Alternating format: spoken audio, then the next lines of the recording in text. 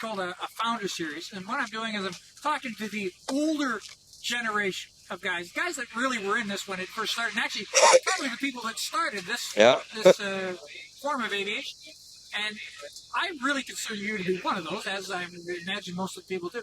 Can you just sort of reminisce with me about how this thing all came about from your perspective, way back when?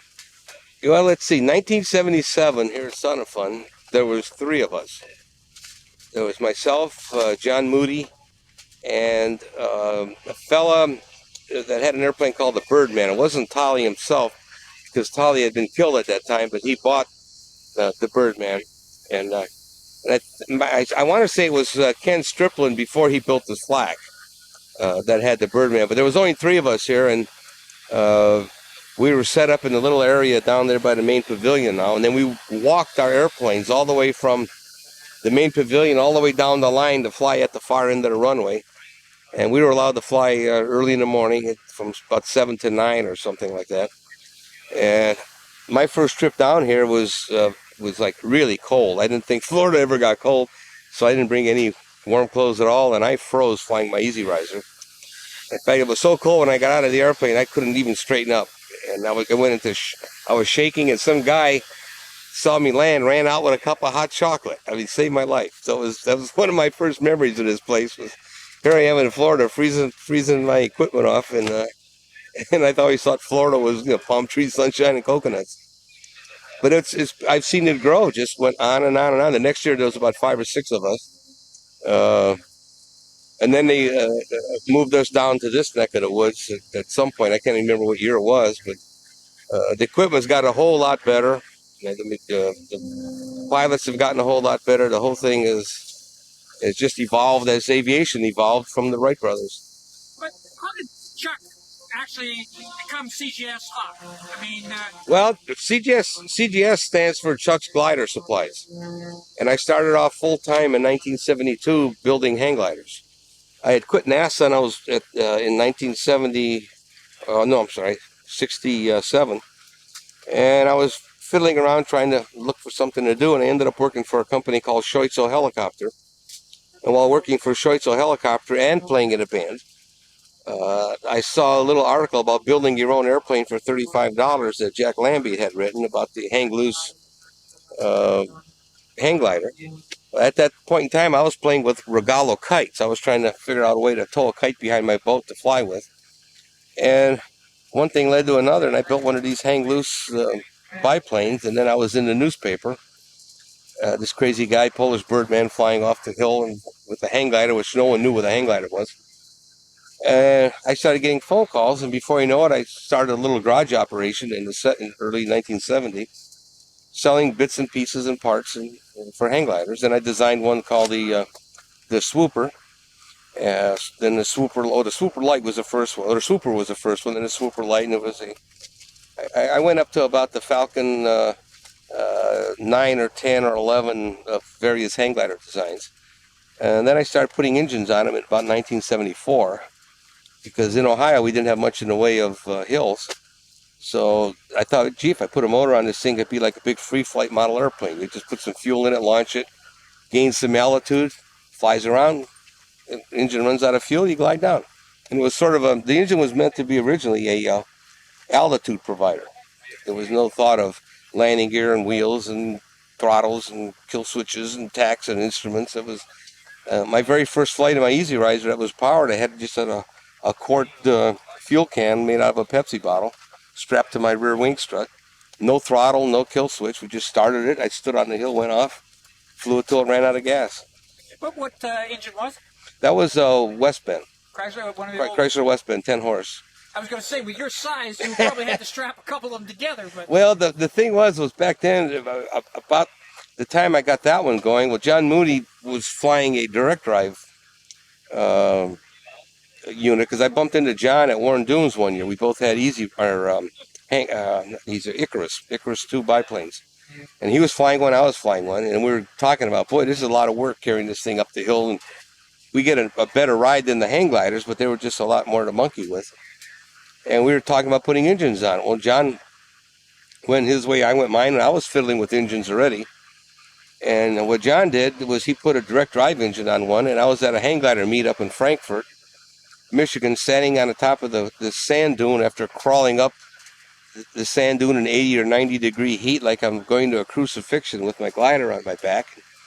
I hear this kind of sound. I look up and I see Yum Yum Ned's Pizza on the bottom of the airplane, and I knew it was John.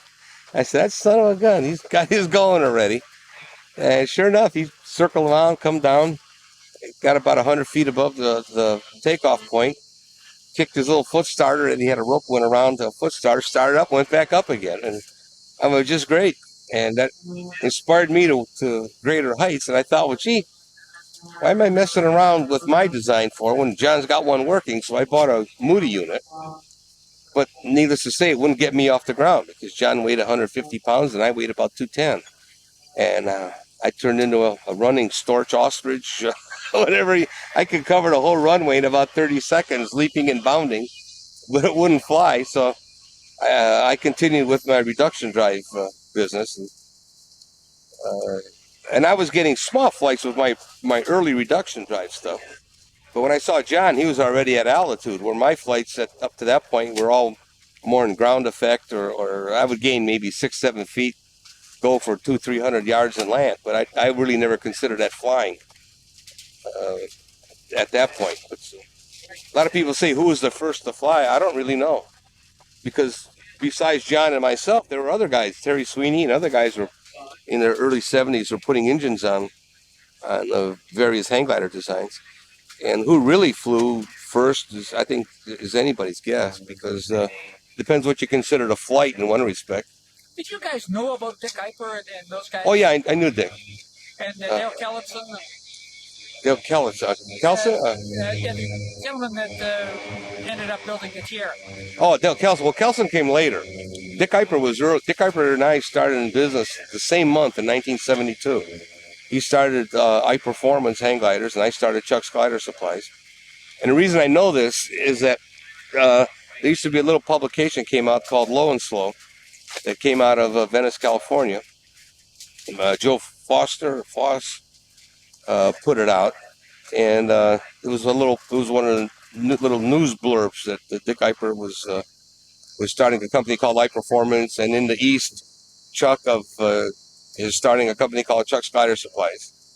So I started full time in 1972 as Chuck's Glider Supplies. And you talked about a reduction drive unit. On your first ones, were they like belt drive system? Yeah, I was doing belts the whole time. I tried chain for a while, and I tried various styles of belts, and with varying degrees of success. The torsional vibrations on two-cycle engines, especially single and two strokes, are just horrendous. They'll tear belts apart, or if you make a belt strong enough to handle them, then you can bust the crankshaft or break the motor mounts. So you need some way to dampen that torsional vibrations. And the good thing that was good about a V-style type belt is that they've got, because of the little bit of slip that's in them, they tend to have a little bit of torsion vibration dampening inherent in that style of belt. But if you go with a cog belt or a tooth belt, you get a few more percent efficiency. But then you need to take that torsional vibration out. And basically what it is the propeller is acting like a gyroscope, so it wants to remain running at a constant speed. The crankshaft of the engine is starting and stopping, because every time the piston goes one way, it stops there for a moment. Piston comes down, and the crankshaft's continually going. But at one point, there's a power stroke and a compression stroke. So you're getting a fluctuation of the power coming from the engine. And so the engine sometimes is ahead of the propeller, and sometimes the engine's behind the propeller. And you're getting this kind of a deal going, which will flex shafts or put loads on the belts, and with a torsional vibration damper, it'll absorb that shock load. Now, Larry Newman and Dick Eiper and the rest of these guys were all flying on wires, and those airplanes are still flying on wires. Yeah. But Chuck's gliders aren't flying on wires anymore. No. But how did this come about that the CGS design? You mean the Hawk design? The Hawk design. Well, basically, the Hawk design was a result of all the flying that I had done the previous 4 or 5 years with various ultralights. And I was finding out all the things that I didn't like about them. Initially, it was a hoot just to get off the ground and fly around the field without having a mount. But after doing that for 4 or 5 or 6 hours, the hoot would wear off because now you say, gee, there's a nice lake over there I'd like to go look at. And so now you're flying along at 25 miles an hour into a 15-mile-an-hour headwind, and a 5-mile trip turns into a 10-hour cross-country excursion. In fact, I was beat by a kid riding a bicycle one time. I was flying my Easy Riser, heading into the wind at a 30-mile-an-hour cruise speed, and I looked down between my legs, and I was flying up Route 82, and I'm looking down at the traffic. Well, they're all passing me.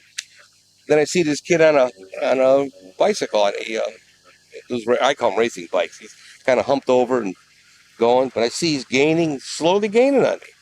And he's probably going 20, 25 miles an hour, and I'm probably doing 15. And when I got passed by a bike, I said, boy, what an insult. Here I am being in an airplane, being passed by somebody on a bicycle. How many prototypes, though, would you have to go through to get the airplane that you're finally happy with? Well, actually, we only built 2 prototypes, but we did an awful lot of pre-engineering work. We did a lot of sub-assembly testing, a lot of like landing gear design. We just had different landing gear configurations. We did drop tests on them.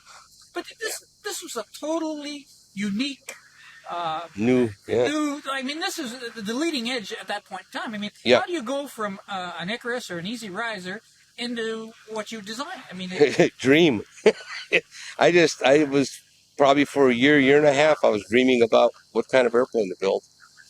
And part of me at one point in time wanted to build replicas. I really liked the SE-5 or Heath Parasol. Those had all been very easy airplanes to replicate. But a very good friend of mine, whom I used to work for, and he did all the stress analysis on the original Hawk, Webb Scheutzel, told me, he says, if you want to be recognized as a designer, you have to design your own airplane. He said, otherwise, if you build a replica of a SPAD, you're replicating somebody else's work. And so I thought, well, okay. So I had some ideas what I wanted to build, but I didn't know what the public would want. And because, I could build a tractor, I could build a pusher. I'm starting with a fresh piece of paper. And the only thing I did with that fresh piece of paper was I knew a propeller. I drew a propeller right in the middle of the sheet of paper. And I said, okay, now I can put the airplane behind it, in front of it, in the middle of this propeller. But usually aviation or aeronautical designers did design the airframe first and then look for a place to hang the engine. And my thought was, well, let's start with the engine and hang the airplane around it, because a lot of times, and it was true with many of the ultralights, they were diameter restricted on their propellers. And with our type of aircraft, big diameter props is a key to success. So I started off with a minimum of a 64-inch prop diameter as the first point of the design criteria. Which again was the leading edge. I mean, everybody else had been direct drive or small belt drive, 52-inch. 52-inch, 48-inch. And then I did a questionnaire. I had about 5 or 6 airplanes I sketched out that I kind of liked the look of. I had a little low-wing tractor job. I had a high-wing tractor job. A couple of pushers, a twin-boom pusher. And then various configurations of each, a little biplane. And at Son of Fun here in 79 or 80, I think it was 80, we passed out 10,000 questionnaires. And the questions on the questionnaire were things like, what would be your ideal ultralight? Would you like a high wing, low wing? Would you like a tail dragger tricycle gear? Dope and fabric or slip-on covers? Pusher tractor? Wing flaps, no wing flaps? 2 or 3 axis control? Full enclosure, semi-full, and it ended up that when I got all the results back and looked at all the numbers, we got about 1,000 back, which was a very good return. Everybody at the time wanted a enclosed pusher, a high wing, strut brace. That was the other one question, was strut brace or wire brace. Strut brace, airplane, tricycle landing gear. And what I did then was I took the design, I said, okay, this is kind of what they want.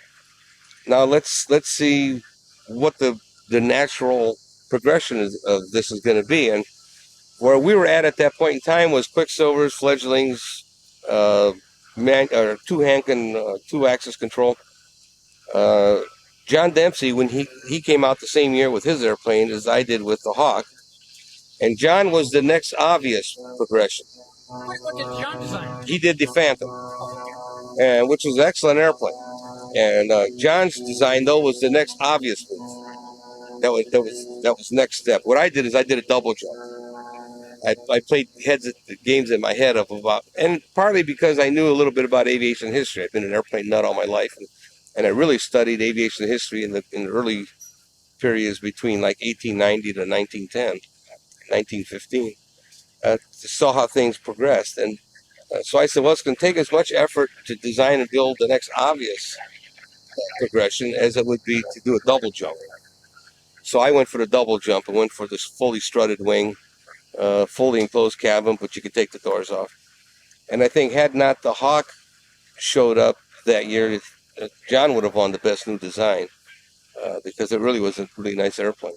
But how did the boom tube come about? I mean, well, that was actually, I got to credit Klaus Hill on the boom tube concept because he was the first one to use it on the Hummer. And Klaus Hill and I were friends. And we sat there jaw-jacking about it, and he kind of sold me. Well, the Bola sailplane also used the boom tube, which it wasn't like I didn't know about boom tubes, but when we went back and reduced it to some engineering terms, we found out that really is a very practical way to hang a tail feather on the back of an airplane. And not only did Klaus Hill prove it with his Hummers and then the drifters and everything else, the Hawk did it too, but we did it a little differently. We curved it, which was...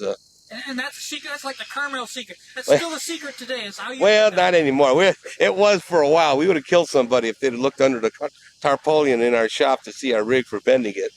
Because being in this industry and coming in through hang gliding industry, generally what would happen if you had a good idea, it didn't take long for somebody to come along and help themselves to it.